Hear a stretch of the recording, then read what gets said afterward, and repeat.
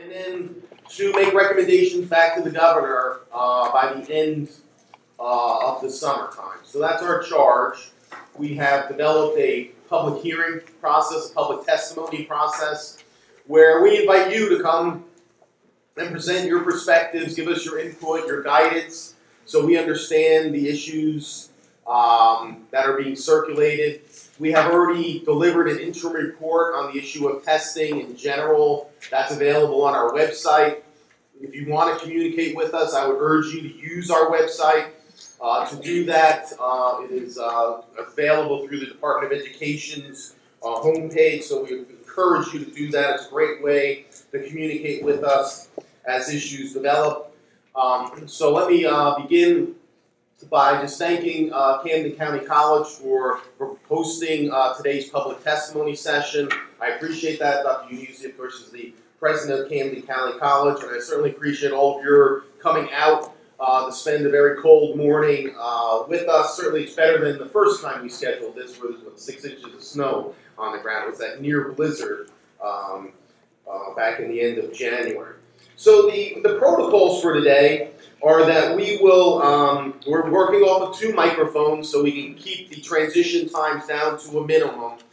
We are asking everyone to keep their comments pretty tight. We're looking for 5 minutes. Please don't read your comments because we're going to be taking copious notes. We're going to read what you've given to us. We're taping what you're saying so that all the commission members will be able to view them. There are 9 commission members. Each of us have been at various of the hearings. Some of us have been to all.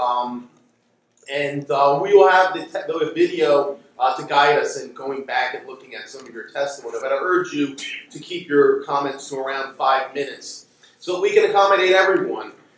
We were at Jackson Liberty High School. We had around 57 or so, Beth, I think, testifiers. It took 6 hours to get through. We left after midnight. And certainly the hours are not the issue. It's just that by the 6th hour, there are folks, parents, teachers who need to get to work the next day. So we just want to be responsible to you and make certain that we can move through the testifiers as quickly as possible. So please, if you can, limit your testimony to 5 minutes. And I might remind you of that. If you don't have a watch, I might remind you of the 5 minutes, just to be respectful to everyone in this room, that we can hear you before you have to leave and go elsewhere.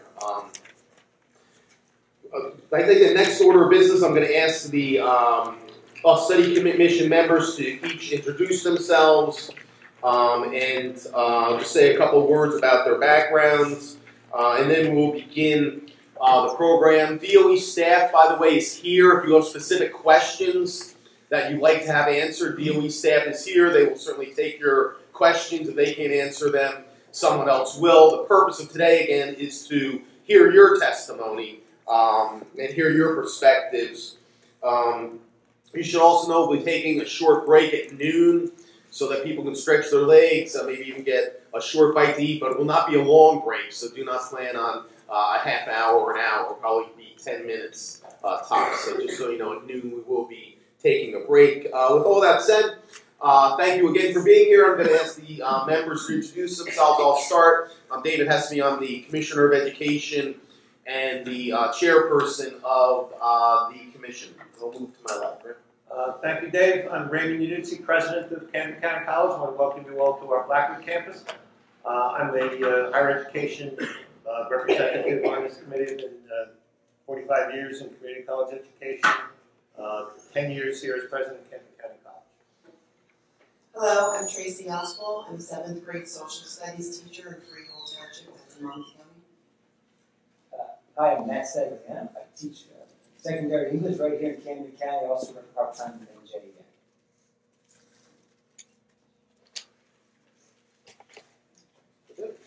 Right, next, do as I do. I want to roll on a little bit, put our devices on vibrate or off if you can. Just remember to do that. I can just tell you from our past couple of hearings, when they go off, they distract almost everyone, and especially our testifiers, and it's just unfair. So please get these on vibrate if you can. I'd also ask Be respectful, please, of your fellow testifiers who might have different perspectives than you have. Remember, we're all here for one reason, and that's to serve children. We might have different perspectives, but almost everyone on this panel's career has been based in decades of service to children. Folks in the audience, our parents, their teachers, they dedicate themselves to children as well. So I would just ask everyone to give everyone some respect and some slack as we move through the testimony. Beth will be beginning by reading names. If you could come as we read your name out to microphone 1 or microphone 2, and then we're going to keep that process up in the order of which you originally enrolled in the session. So that said, Beth, you're up. Okay. When I call the names, the first person will be speaking at mic 1, and the second name will be on deck for mic 2. So if you hear on deck and then your name, for on deck for mic 2, it's that first chair, they're marked, and on deck for mic 1 is this first chair here. So as you hear your name on deck, I ask you to go to that chair so that when the other person is done testifying, you can get up and immediately start speaking. And I will collect your testimony as you come down to the chairs. Okay. Good morning, everyone. Good morning, Rita. My name is Rita McClellan, and I have 2 school-age kids who attend public schools in Cherry Hill Township. Last Sunday, my daughter came to me in tears yet again. She's a very smart girl, but had a problem. She could not solve it on her own and hoped that I could help her. Her problem was a computer program called IXL. Her teachers use this program for timed homework assignments in English and math, for which she is graded. For the past 5 months, the program has been a problem for her.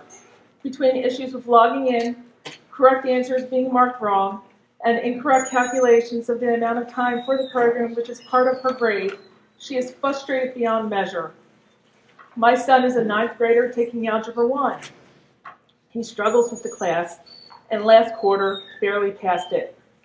Since the beginning of this year, his teachers have pushed through the book and cannot stop to repeat chapters when the kids are struggling to comprehend because they have to cover a certain amount of information before the beginning of March. For some kids in my kids' class, the accelerated rate was too much for them, so they had to make the decision to drop down to a lower level class. For these reasons, along with others, my husband and I have made the decision to refuse to have our children take the PARCC. The decision was not taken lightly and was made only after many discussions and a lot of research. The final issue that persuaded us to refuse the test was that when we took the PARCC practice test online. We were absolutely stunned how technically complicated the test format was and the extreme degree of difficulty that the questions posed. The PARCCs have not only affected my family, but also have had a vast impact on my community. Instead of studying new and exciting concepts, our children are now having to spend an additional 30 minutes in school because 6.5 hours of the school day apparently weren't enough for these kids to be able to master the concepts for these tests. For our high schools, the coordination of these tests have created scheduling nightmares. Sadly, my district missed out on a grant of $97,000 to assist us with the purchase of the technology needed for these tests due to the grant's early filing in September. Just in the last academic year, my district was forced to allocate approximately $650,000 on Chromebooks and internet services in order to bring our 18 schools up to PARCC code. Because the NJDOE has provided poor communications and has given little direction surrounding the roll-up of the PARCCs, I have seen my community spiral into discord and resentment. Since the beginning of the school year, I have seen many parents and school children's anxiety levels skyrocket as the tests have gotten closer. In the past several months, people who were once friends are now pitted against each other over these exams. Community opinions about these tests are either that these tests are the end-all solution to solve all of New Jersey's education, or, more commonly, that the PARCCs are absolutely despised and should be completely scrapped. Neither side can find common ground to agree on when it comes to these tests. There's a lot of information floating around regarding the administration of the PARCCs and a family's ability to refuse these tests. Some parents and some school children have reported being told by administrators and teachers that if they do not pass the PARCC, that these kids will lose the ability to take AP classes and could be denied the ability to graduate. Recently, after my district decreed that children could not refuse the PARCC because the district would lose funding due to a 95% participation threshold that was required by the NJDOE, a quarrel broke out between the parents and district administrators for over 2 hours during a Q&A at the district-sponsored Take the PARCC session. The disagreement then spilled over to the next Cherry Hill Board of Education meeting, where it was finally decided to change the policy and to treat refusers humanely. For reasons only known to the NJDOE, the rush to adapt the PARCC has proceeded at an unprecedented rollout rate that never before has been seen by parents, teachers, and school administrators. The state has invested an immense amount of time and money into these tests and declared that the data from these PARCCs will help close the education gaps and will prepare our kids for college and careers. My question for this commission is, how can this state, with a straight face and a clear conscience, make this proclamation? With an exception of only a few practice tests taken last year from across a few districts that were meant to establish benchmarks and testing times, there is no clear or substantial data from these tests that provide these statements that these statements are accurate. In a recent article in the NJ Spotlight, Commissioner Hespy stated that he wished that people testifying before this commission would offer solutions to help children in New Jersey achieve educationally. Here are my suggestions. The NJDOE needs to state that it has made an error in the implementation of this test and declare this year and the next few years pilot years instead. New Jersey children, especially the upper grades, are not used to taking this type of computerized test.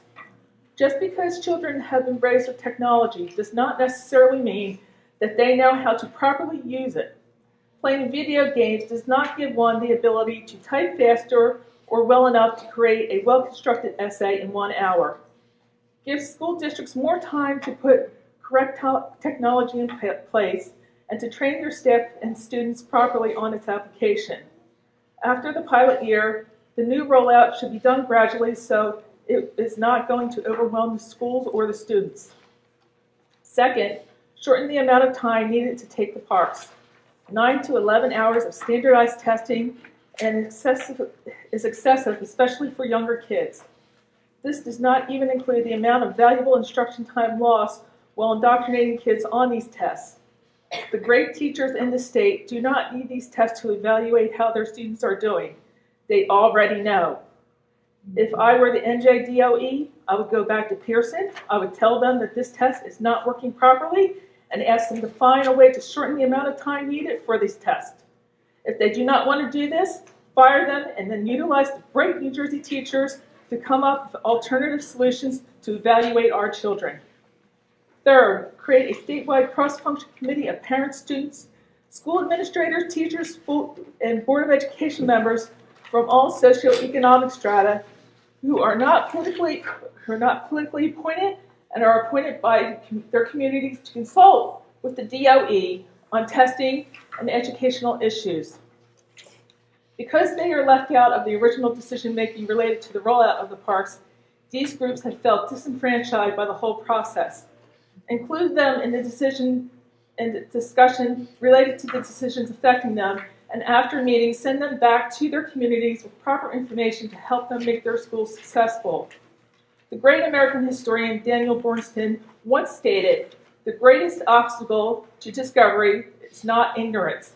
It is the illusion of knowledge."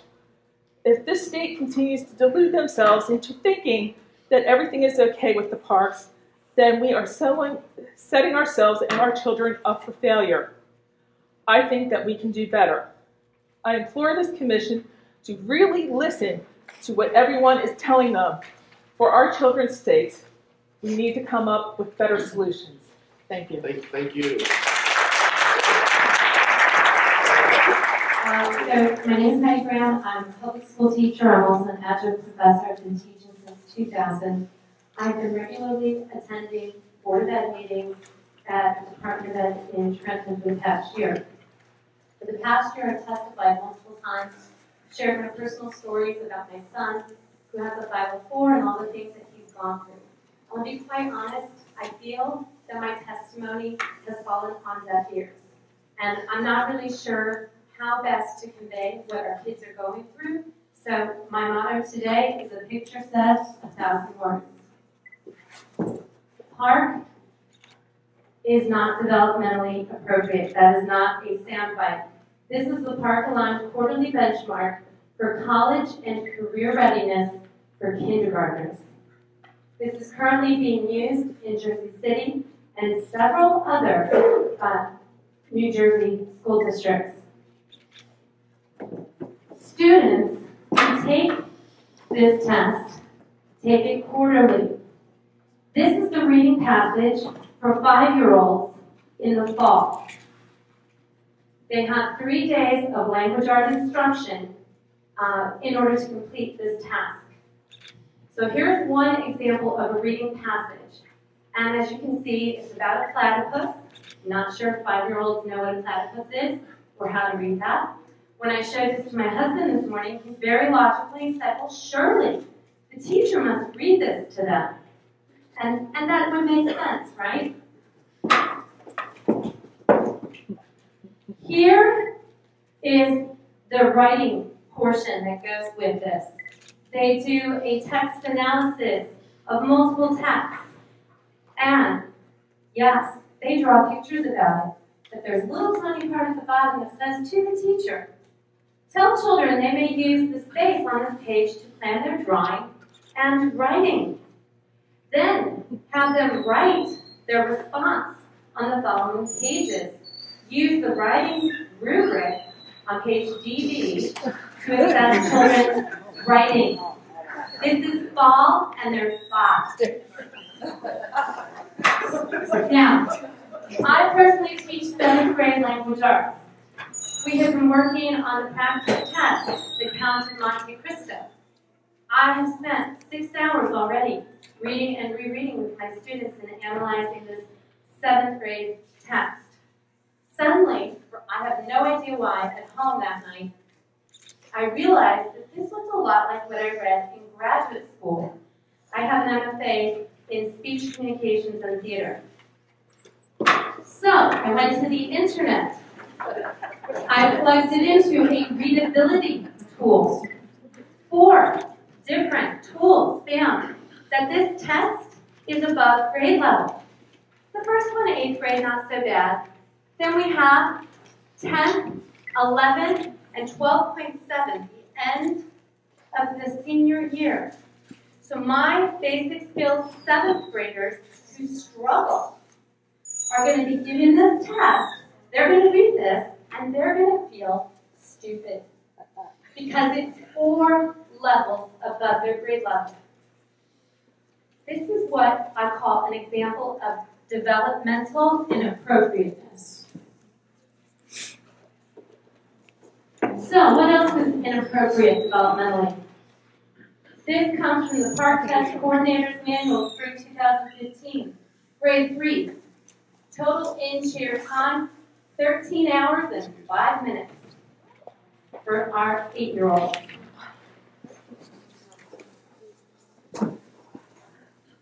Homework for kindergartners. Practice keyboarding. Okay, and in case you forgot, this is what a 5-year-old's hand looks like.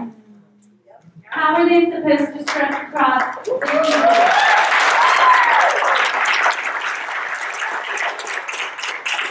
I have listed 10 solutions. One recommendation I would make is, in April, please invite us back after the first round. For a lot of people, hypothetical until it happens. I also think you've got to include parents more. You've got to listen to teachers.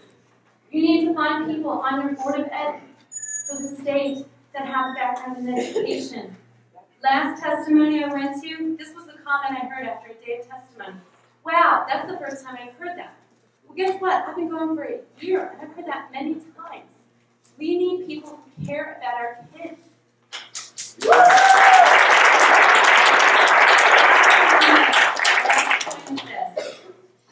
I want to get rid of the park and the Common Core. That is truly what my intention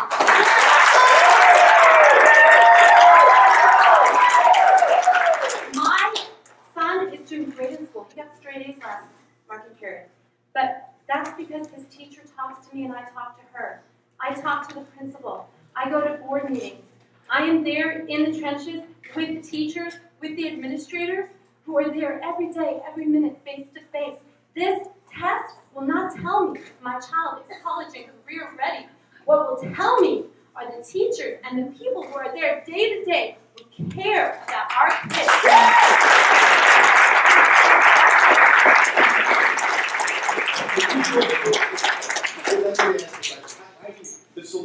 The recommendations you make are I the made solutions you made.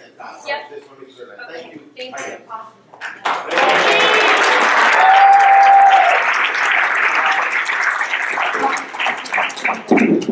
On deck for Mike 2 is Joe Logan. The following is dedicated to the children of New Jersey. I present myself to this commission as the proud father of 2 young children. It is my intention to impart to you a review of the review and analysis of the Common Core standards, PARCC, the Study Commission, as well as supporting following points. The intent of Common Core is standards of knowledge and skills. By definition, the word standard is something that is acceptable and desirable. We have discussed the standards of Common Core as measured by the PARCC test. What we have not discussed is the measure of aptitude that cannot be defined by a standard. We human beings cannot be defined by one test or one standard. Everyone has different talents that they excel in. Our children are not data. They are not a number. No single test can fully capture their potential and talent. Commissioner Hespy articulated after the Jackson hearing that these are going to be challenging tests because nothing comes easy in life. We're not asking to make the test easier. Based upon the reality that nothing comes easy in life, we as parents are asking to provide the right tools founded on the love of education to prepare them for the future. The principle we're aiming for is to ensure that we improve the quality of our children's education across our nation to be competitive against international peers. However, the execution of Common Core standards has been a failure. We have had superintendents, doctors, administrative officials, and lawyers speak out in regards to the requirement to take the test and assure the benefit. In the case of the lawyers, they are reminding districts to take disciplinary action against students that defiantly refuse the test. Apparently, the tests are so good for children that they require threats. Ultimately, parents have the right to direct the education of their child, and these rights supersede any law of the state of New Jersey. Parents do not require a law to employ these rights. But this does bring us a point of thought. Who is the best to decide what is right for this child? These representatives or the experts in the classroom who are filling their minds with knowledge every day? Is not the weight of parents and teachers the most powerful in this discussion? After all, they work with the children affected every day and reap the benefits and consequences of such decisions. When I last stood before this commission, I asked why our government supporters of Common Core PARCC did not stand for what they believe in by sending them to schools requiring the standards. With due pondering, the intent is clear. As a loving parent who does not want to provide the best for their own children, who doesn't want to do anything in their power to protect them? They are just like us, fighting for a better future for their child. Commissioner Hespy also remarked that misinformation has circulated as a result of increasingly heated debates. It is clear to most of us present at the testimony that all the participants were intelligent presenters, had thoroughly researched and supported their position. In fact, the presentation would be an excellent example of the fulfillment of education's value. History is replete with examples of those who saw a problem and tried to warn, and those who ignored them. We stand at no less a precipice now. For each passing day, our children's most productive learning time is wasted. We have communicated these frustration and anger to our politicians. It is not a surprise that we're angry. Our state's precious resources have been plundered for decades. Rights curtailed and receded. We have laid an undue debt, both socially and economically, upon our children and our children's children. The children of New Jersey are the last asset that has not been squandered by our politicians. We have heard some of our districts in our state called failing. The reality is the state of New Jersey has been failing them. Common Core and PARCC aim to further these vulnerable children's misery. The schools in which our government is failing have been in this state for 40 years. 40 years. We could have lost our next Einstein in that time. Maybe all these precious children are going about life never knowing their potential. Maybe they didn't survive the last 40 years as so many others did not. Is there no greater toll to our hearts than the thought of these losses? It has become unbearable. When does it end? When do we fix it? Or have we decided to treat some in our society as if they were disposable? We note that the Abbott districts have been in place for 20 years with no evidence of improvement. Money does not solve all problems, and it is clear the root cause of these districts is social in nature. These districts remain in these states for one of three reasons: incompetence, intent, or indifference on the part of the government. Resolving the district's problem will not be easy, but it can be done and does not take decades to achieve. Is it our aim to resolve these issues, or will be more decades of misery for these children or our fellow citizens? The first step through the doorway to reverse this predicament is the removal of PARCC and Common Core in the state of New Jersey.